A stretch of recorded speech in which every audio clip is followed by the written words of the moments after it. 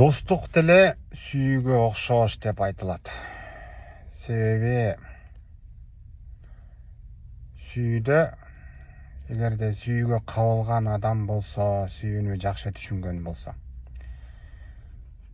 сүйүүдө адамдан эч нерсе күтпөйсүң.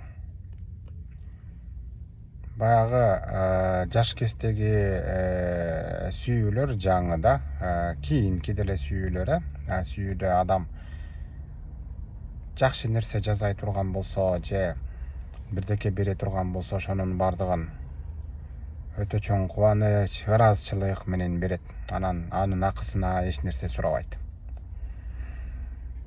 Достук деле ушундай да. Азыр көбүнчө пара счету дос болуп жүрүшөт го.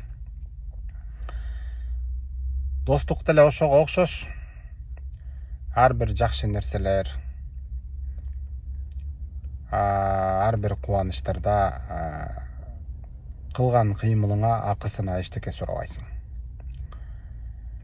Анан дос болуп, бир ишти алып барып, же бир кандайдыр бир нерсени жасасаң, карызыңды улап, же акысын сураган нерсе, бул негизи достуктан алыс эле нерсе. Анан бизде баягы клиент всегда прав деген сөз бар го. Бирок клиент всегда прав эмес да, просто биз ошондой тарбияланып калганбыз да.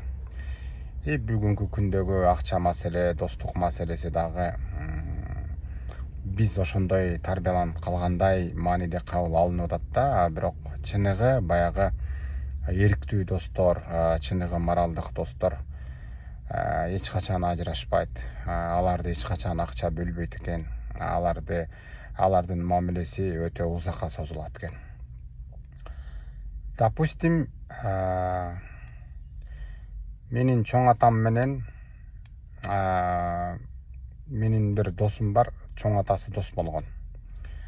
Андан кийин анын балдары менин атам, менин Аяш атам, мына экөө өмүр бою дос болгон. Аяш атам өтүп кетти. Эми анын баласы, менин атам, мына анын баласы экөөбүз дагы доспуз. Бул 3 поколениядан бери келе жаткан достук. Биз эми досум экөөбүз көп көрүшпөйбүз. Себеби ал айылда турат. Мен бул жакта турам. Ортобузда алым берим, карым катнаш аябай жакшы. Анын балдары менен, бирок менин балдарым бири-бирин көрүп дос болбой калды да. То есть биз 3 поколениядан бери келе жаткан достчулукту балдарыбызга бере албадык деген сөз да. Ошон үчүн жакшы досторду күтүү биздин заманда өтө кыйын, достун досу болот дейт. Бирок жок деп айтканга дагы болбойт да. Мындай нерсе да бар. Ошон үчүн биздин заманда достук күтүү дагы мүмкүн. Биздин заманда мындай нерсе өтө аз кездешет. Бирок аны такыр жок деп отрицать эткенге болбойт.